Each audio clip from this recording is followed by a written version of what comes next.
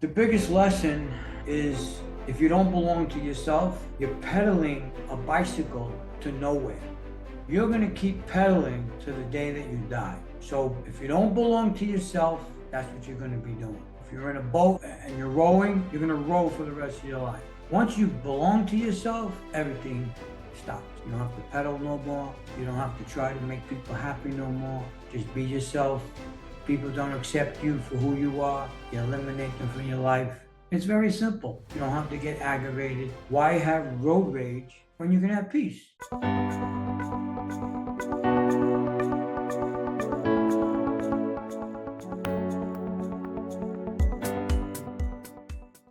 Chris Terzakos is a man who has spent over 4 decades shaping both structures and lives. With a distinguished career in the construction industry, Chris has taken on leadership roles that have seen him mentor countless individuals and oversee high-profile projects, including the construction of airport terminals and the largest casino in the United States. His expertise and dedication have left an indelible mark on the industry, but Chris's passion for leadership extends far beyond construction.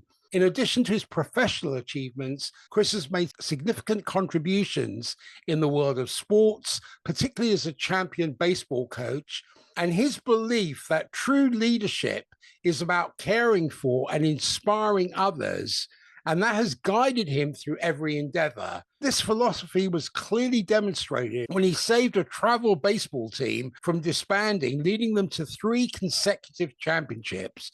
For Chris, leadership is not about winning, it's about empathy, dedication, and the relentless pursuit of excellence. Now, as an author, Chris Terzakos shares his profound insights and personal journey in his book, Belonging to Yourself. And this work is a testament to his belief in the power of self-awareness, self-compassion, and self-love. Drawing from his life experiences, Chris reveals how turning inward, embracing one's true self, can lead to a life of meaning, connection, and fulfillment. Through his writing, coaching, and speaking, Chris is dedicated to helping others discover their path to belonging and live the life they truly deserve. Chris, welcome to the Transcendent Minds podcast.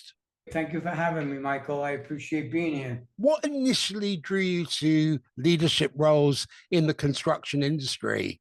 I grew up in a neighborhood in New York City and drunk or did drugs. I would never follow that path. I was always the leader of the group. So when I got into construction, the same thing happened. After 3 years, the company I worked for, he called me in the office and he said, I want you to take your tools off. When you take your tools off, you're going to become the supervisor for this company. Now, the company was big. It was at 200, 250 employees. So that's a lot of people to supervise. I got involved. I was a leader for the company. Being the leader of the company, I was always dealing with unions, and I became friends with people who ran the unions. And it was a good chemistry. You and I talked off record. Everything was like between us. It was tight-lipped because it's political. You can't talk too much about the politics of the unions. So yeah, I was a leader in the construction company. I was a leader with the unions, and it was 18 or 20 years later, I opened up my own business, and I always was a leader. How do you define a great leader? What qualities do you believe are essential for effective leadership? You have to evaluate the people around you. You need to listen to them more than speaking, because when you listen to people talk, you'll learn more about the individual, because people talk. And sometimes they don't stop talking. Sometimes they talk too much. Sometimes they say things that doesn't resonate with you. And there's times that everything they do say resonates with you. Knowing the person and building a relationship with them, that defines the relationship and the leadership you'll have with that one individual. Now, like I said, I dealt with, I don't know, maybe 500, 600 men in the construction business. There wasn't too many women back then. I know there are a lot of women now, but back then it wasn't too many women. I think I've seen maybe 3 ladies in the construction business that I mentored as well. Do you have a specific instance where your leadership significantly impacted a project or a team? Oh, for sure. I did big projects. I built airline terminals, TWA, US Air, American Airlines, 3 terminals.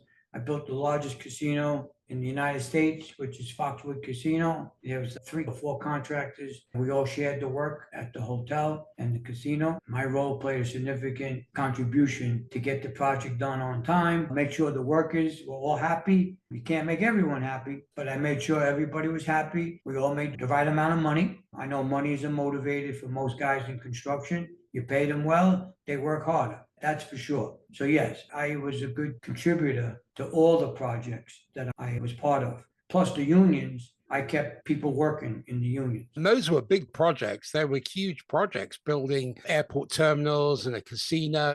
Your leadership role would have had to have been such that you have to be able to listen to people. You have to understand their position, but be able to take the actions that you need for not only the welfare of the business, but also the welfare of the team that are contributing to that business. That's a huge thing. Exactly. Besides listening to them talk about issues or complaints, a lot of employees would come to me because they trust me and talk about personal problems, whether it was their wife, their kids, their mother, their father, financial problems, maybe some illnesses. They would come to me, and I'm not a therapist, I'm not a psychologist, but they come and talk to me. I would give them the best advice that I would do. That also played a big role in the leadership position that I had. Building trust is essential for people to feel safe enough to be able to talk to you about these things. You obviously built that, which is symptomatic of what a great leader needs to be.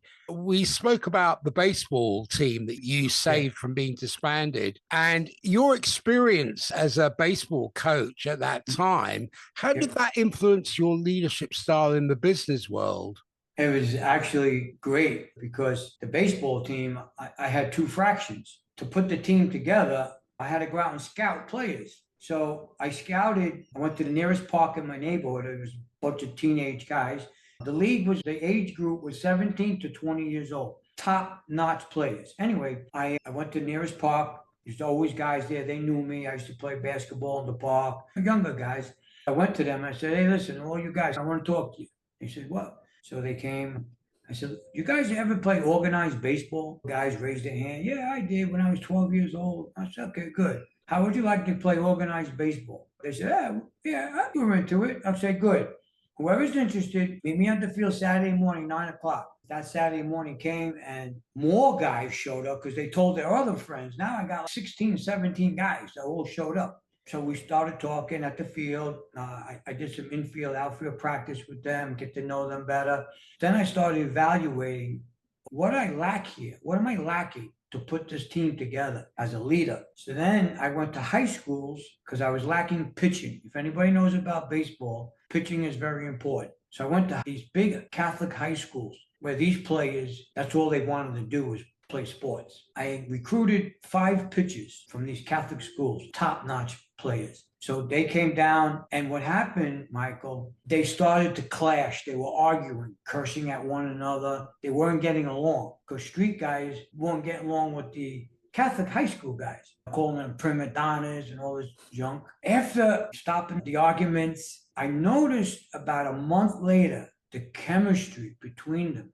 I was like, wow, this is really blending in nice. And the friendship. And I ran a couple of barbecues to bring them even closer. Eat food, have fun, get away from baseball and just be friends with one another. So I started that. It was working out perfect when the season started. On the practice field, I was their friend. When it came game time, I was their coach, and they knew it. That took me to the construction, and I used the same formula that I did with baseball. I brought it to my profession, and it worked. Even on construction jobs, guys get jealous of one another. A couple of guys used to see me, they give me a kiss hello on the cheek, because that's what they do in New York. When they're really close to you, they kiss you on the cheek. Other guys get jealous of that. Oh, you're kissing the boss's ass. Or you're brown nosing the boss. I stopped that right away. That stopped. So the baseball took it to the profession, and now today I coach people with the same techniques. Let's talk about one of your 3 books, Belonging to Yourself. When we spoke off air, what I understood was your journey is one of profound transformation. It was a quest that began with a deep yearning for belonging. Like many of us, you sought connection in external places, whether it's through relationships or career achievements, material success. Despite these efforts, you found yourself trapped in a cycle of pain and suffering and feeling increasingly isolated and lost. And it wasn't until you started tuning into your inner wisdom that you began to uncover the love and meaning you had been searching for all along. And through that process of deep introspection and self-compassion, you discovered the power of belonging to oneself. You realized that you could truly connect with others or find your place in the world, but you needed to embrace and love yourself fully. That shift in perspective was the catalyst for a profound change in your life. And you learned to trust your intuition, listen to the quiet guiding voice within, and to make choices that aligned with your true self. Now, belonging to yourself, the book you authored is not just a personal memoir. It's a guide for anyone who feels disconnected, lost, or unfulfilled. Your story is a testament to the resilience of the human spirit, the strength found in vulnerability, and the courage it takes to change. You show the path to true belonging starts from within, and that by cultivating self-awareness, self-compassion, and self-love, we can create lives filled with purpose, joy, and connection. Your journey to belonging started with seeking validation and connection outside of yourself.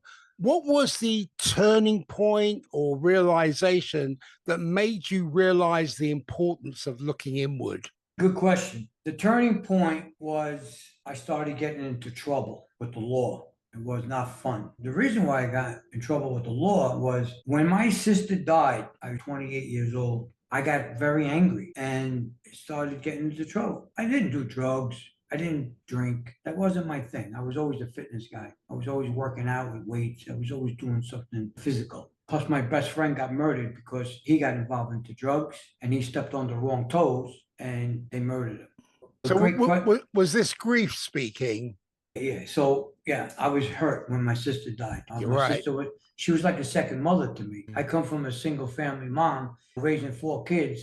My mother worked 2 jobs and my sister used to take care of us, feed us, make us dinner, do laundry together. We did everything with my sister. She was my older sister. I got very angry. I'm a street guy. I'm not a college guy. I'm from the streets.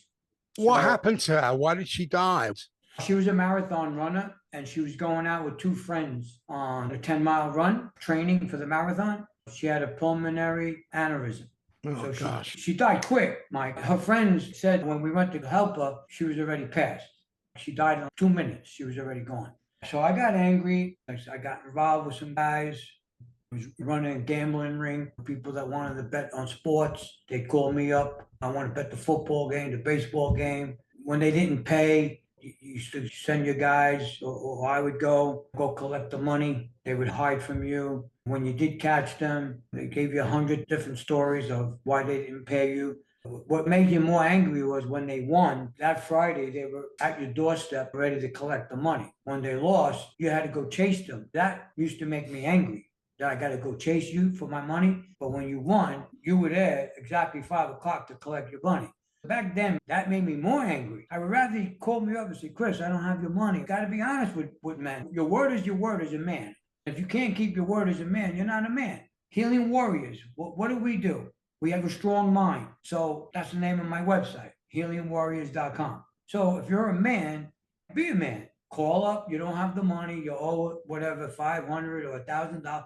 Just call up and say, I don't have it. But Chris, I can make you payments. You know what? I would have embraced you. I would have been like, take your time. Don't worry about it. I understand. So anyway, I got in trouble. I did a lot of various different things. That transformed my life. One of the sentences in court was I had to do a mandatory anger management, which I was totally against in the beginning. But after 3 or 4 months went by, I couldn't wait to go see my therapist. I couldn't wait to see her. I loved being in anger management because it transformed me as a person today. Amazing story. I love that. That makes you a great coach because you have the visceral experience of it. It's not an academic pursuit for you. You've had boots on the ground, you've had the feeling of it, you've had the experience of it. Sometimes these things happen for a reason. They happen because you're meant to be where you are today. You're in the right place. You've authored 3 books. The one we're talking about today is Belonging to Yourself. Now you're helping others. You speak about the transformative energy of self-love. How did you begin to cultivate this in your life, especially after years of searching for it externally? Good question again, Michael. Belonging to yourself. Throughout the years, I've always wanted to belong to a group because I didn't have a family. My family was all broken apart. I didn't see my aunts and uncles in 45 years. One argument, and there goes, my mother doesn't talk to her sister. Her sister doesn't talk to her brother. My mother didn't talk to her brother. It was toxic. It was ridiculous. So here I am alone. And by the way, it trickled down to my brother and the sister. We don't talk to one another today, but that's not my choice. That's their choice because we all have choices. I'm about love. I've always wanted to belong. With the company I worked for 18 years, I felt like I belonged to that company. They embraced me. They loved me, not because I was making the money. Matter of fact, the owner of that company, he's my best friend today. We're good friends. I call him, how you doing? So I always wanted to belong. Now, to transformation, you got to belong to yourself first. I didn't do that back then. I always belonged to you first. Now I belong to me first. That's where I transformed. Wait a minute, hit the brakes. You got to do something here, Chris. I told myself. You got to belong to yourself first. My journey of belonging to me first is where I live today and how I live today. That's beautiful, Chris. In your book, you also mentioned the role of mental conditioning and habits. Can you share some of the key habits or thought patterns you had to change in order to start belonging to yourself? I was being more kind to myself and more kind to other people. Remember, I come out of that anger stage and I needed to be kind to people. I needed to be kind to myself. I needed to look in the mirror and be true to myself. This is you, Chris. Look in the mirror. It sounds crazy that you can look in the mirror and talk to yourself, but it's not, because who else is going to listen to you? There's somebody out there that you can really trust and they love you for everything that you do or all your mistakes that you did. That would be the person to go to. So in my case, I was careful of who I spoke with. My circle was big then, but I shrunk my circle now. Very small amount of people are in my life because I shrunk that circle. And that's how I changed. I changed because everybody else came first before me. Now I come first. And now by me coming first, I can help you. You also mentioned your purpose now is to help others live the life they deserve. What advice would you give to someone who feels stuck in their current circumstances and is struggling to find inner belonging? You got to start taking care of yourself. Whatever you think taking care of yourself is. Me personally, I would always stick to an exercise regimen. I would always get a good night's sleep. You always wake up in the morning, you're more vibrant. You have positive energy. Your mindset is good. Here's something really key. You got to get away from negative people because they're only going to drag you down. Negative people, that's what they live for. Negativity, because they're unhappy with themselves. So you got to eliminate negative people. Even if you love them, you got to take a break. You got to get away from them because here you are, you're stuck. Like you said, I'm in a position, I got nowhere to go. You got to focus on you. You can't listen to any outside stuff unless it's positive, encouragement or inspirational. So yeah, that's important. When life pushes me to the ground, my faith gives me wings. Now that you are an author, you're a transformational coach, you're a motivational speaker, how do you integrate some of these lessons from your journey into the work with others? From my experience, like you said before, I lived it. I didn't read this from a book. I didn't go to school and get a degree about this. I lived to tell this story, and I lived to share it, and I lived to help you the way I helped myself. So I lived it, and I wrote the book. My wife is a big help for me writing this book. She actually pushed me to write this book about my life. And I told her in the beginning, Mike, I said, we were writing out the outline of the book, and I said to my wife, who would want this life? Matter of fact, there's a video on my website, a movie trailer of my book, and I talk about it in the movie trailer. Who would want this life? If I didn't have this life, I wouldn't be able to share my book, my story, and my experience and wisdom with other people to help them. That's where everything comes together. The first power of inclusion is a sense of belonging. Do you feel that inclusion? Like you built that family with the baseball team, with the company, those employees that you had who would confide in you. You built this almost like a surrogate family until you turned inward. But the concept of belonging for many people may seem a little abstract. How would you describe it to someone who maybe beginning their journey of self-discovery? How would you describe it to someone? The way I would describe belonging is making yourself happy. When you start belonging to yourself, it's all about making you happy first. You can't make somebody happy if you're not happy.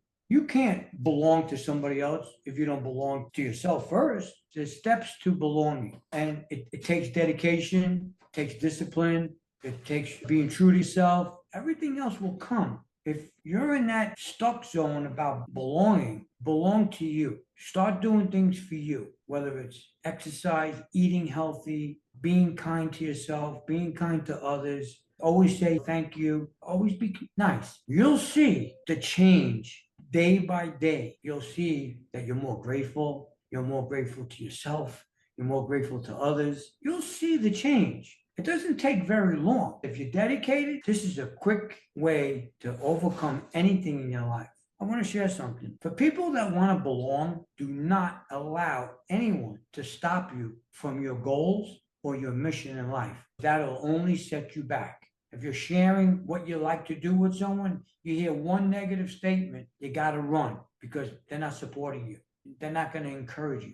But if you get good vibes and good feedback, then I would keep those people in my life. That's powerful advice. It reminds me of the lobster story where you put a bunch of lobsters in a pot, and when one tries to crawl out, they all drag it back down. That's what happens if you're not careful with people you mix with. That's really powerful advice. You got to watch. I've been around all kinds of guys, all kinds of women. I could be on this podcast for 4 or 5 hours telling you what I witnessed, what I seen with my own eyes. But yeah, you got to always watch. Awareness, you got to be keen. You got to know. Keep your eyes open and choose the ones that encourage you. Choose the ones that inspire you. It's not that difficult. And I'm grateful for the life that I live now. I say every day I wake up, I'm grateful to be alive. Did your gut play a part in the process of belonging to yourself? I think we talked off record. I was always honest. I always told the truth. I never talked behind anyone's back. I was always a man of my word. I always gave. I never took. I don't want to take. I'd rather give you. These are the things that stand-up guys look for in life. They want guys like me. Always tells the truth. If somebody says to a high-level guy, Chris lied, they would probably get a smack in the face because they know I wouldn't lie. So these are things that you learn, okay, as you're growing up. I was a teenager. I sat in a diner. This is a good one. I sat in a diner. I was 18 years old. This high-level guy was in the diner. He wanted to have breakfast with me. He saw good things about me. He looked at me right in the eyes. He said, look at me in my eyes. I looked at him in his eyes, and he said, if you see money before our friendship, get up, get out of this diner. I said, no, I don't see money first. I see our friendship first. He said, good. Order your breakfast. Let's have breakfast. I'm 65 years old. That happened when I was 18. And today I still talk about it because it stuck with me. That's profound, actually. Yeah, it is profound. Because the world changed today. It's about money. Everybody's about money. They want to, if they can make money with you, they want to know you. They want to be your best friend because they know they can make money with you. They don't really want to be your friend. They just know, I can make money with him. I'm going to be his best friend. Let me take him out to eat. Let me buy him a gift. Some guys, they come, they buy you a Rolex watch because they're looking to make money with you. And that was profound in the diner. If you see money first, get out of the diner now. Walk away from me. I remember when I was with my cousin in LA. He lives in LA, and he took me out to this fancy restaurant. He had some of his pals with him, his work guys with him, because he ran a company. One of the guys turned around to me and he said, so what's your net worth? I'm like, what? I'd never even heard that term. And I'm talking 30 years ago. It made me wonder, that was his measuring stick in terms of how he saw me. If I said, hey, you know what, I'm a billionaire or I'm a millionaire or I'm an 8-figure income earner, then he would have looked at me very differently. I was absolutely taken aback by that statement. In England, we wouldn't say that kind of thing. My point here is it was all predicated on not who I am as a person and the values I hold and the standards and the principles, but it was Right. about money. I knew a group of girls back then. They were all gold diggers. One girl told me, I was friends with them, and one girl said to me that, oh, the guy over there, he likes me. So I said, oh, okay, that's nice. She goes, but I told him I'll date him, but he has to show me his tax return. I said, what? I said, what did you say? I asked him for his tax return. You asking for his tax return? Wow. Like I said, gold diggers. They wanted to see his tax return to see if he was good enough to marry. I think all those girls that there was like a group of them, I don't know, 10 girls, 8 girls. They're all divorced today. They marry guys with big money. It was all about the money. Like I said, everything's about the money because that's the way the world is. People want to better themselves. People will betray you for money. What's in the book? Here's my book. Okay. I think the biggest betrayal of my life is chapter 16 in this book. That was the biggest betrayal of my life. When you look back on your journey, what would you say is the most important lesson that you've learned about belonging, both to yourself and to the world?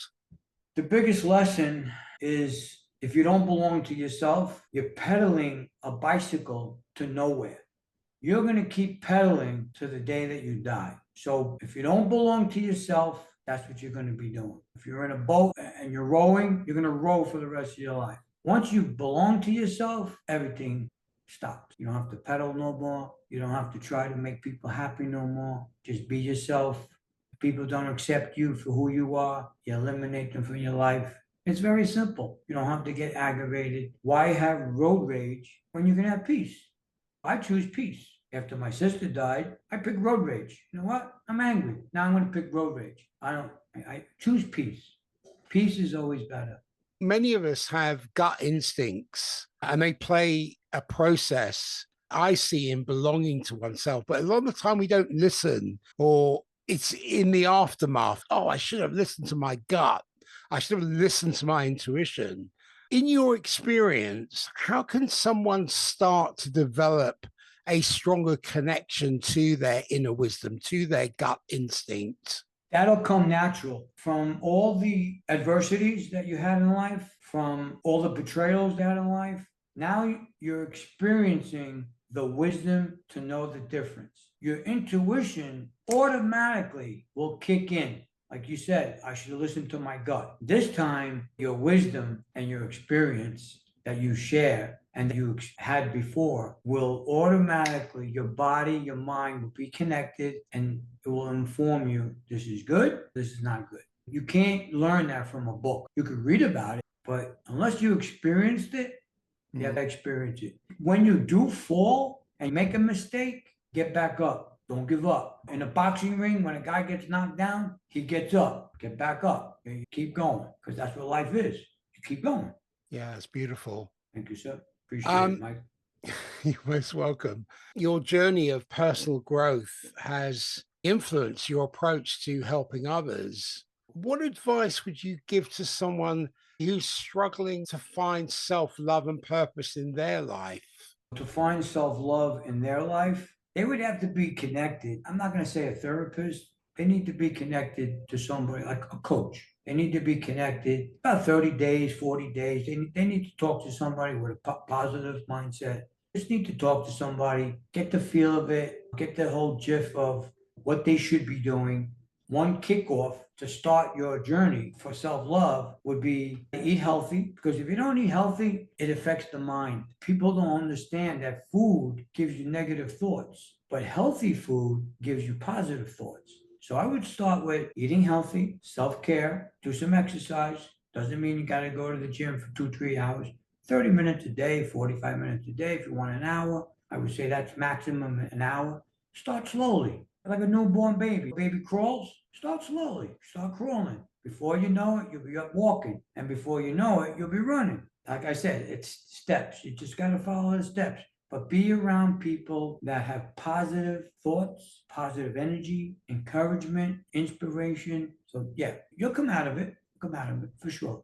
I know you have 3 books. You have 2 other books as well, and I I'd love to do. delve into that at some point. But where can people find you? And do you have any parting words for the audience? People can find me on my website, healingwarriors.com. All the information is there. There'll be more content coming out. I have a YouTube channel. I'm also on Instagram. You can follow me on Instagram. What's your YouTube channel? Just type in my name, Chris Terzakos, and I'll come up on YouTube. There's more content coming out every 2, 3 days. There's new stuff coming out. There's podcasts. This podcast will be on my YouTube channel. You're a great host, by the way. Yeah. So to answer your question, be true to yourself, be dedicated to yourself, self-discipline. Remember, you come first, and there's no greater love than your own. Great advice, beautiful words. I resonate with that. Your 2 other books, one's called Hernia Without Surgery, Yes. and the other book, Is how to increase testosterone naturally after 60 years old. that'd be great to talk about that. Would you like to come back and talk about that? I would love to. I'm a self-healer. So I talk about self-healing. I focus on self-healing. And I want to say that I'm part of a movement when it comes to eating healthy, self-healing, exercise, belonging to yourself. So yeah, I'm part of a movement here. What's the movement? The movement is how to live a happier and healthier life. We all need that at our age. I don't see, if you're in your 60s, that you need to live in a box, watch a box, and wait for a box. Right. There's so many. You want to grow old gracefully, grow old with all these sicknesses and illnesses because you're eating junk food or you're not exercising or you're just sitting there watching soap operas all day because you're retired. No, you got to move the body. There's a guy, he passed away at 96. His name was Jack LaLanne. Jack LaLanne said, the only way to hurt the body if you don't move it. So you got to move the body so you don't suffer from any pain. He was a great role model. Oh, forget it. He's one of the best. The symmetry he had was incredible. Yeah, Jack LaLanne. I never forget Jack LaLanne. I'll never forget him. I remember reading about him when I was a kid. I think it was in the Wider magazines at the time with Joe White. Is it Joe Wider? And Yeah, Joe Weider. Yeah, Joe Weider. That's it. Yeah, Joe Weider. Yeah.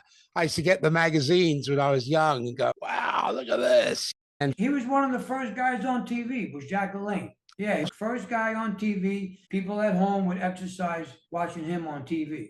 How have you experienced the conversation today? I loved it. I feel like I just took a load inside of me and I passed it on to all your listeners. Chris, thank you so much for coming on the Transcendent Minds podcast. Let's get you back. I'd love to talk about self-healing if you'd like to do that. I would love to. Thank you so much. I appreciate it, Michael. I appreciate you too. I resonate with many of the things you're talking about, and those values, principles, standards, and the foundations they're built on are important to uphold today. Thank you. I appreciate it. Thank you. Thanks, Chris. Take care. Okay. Have a good day. You too. Bye for now.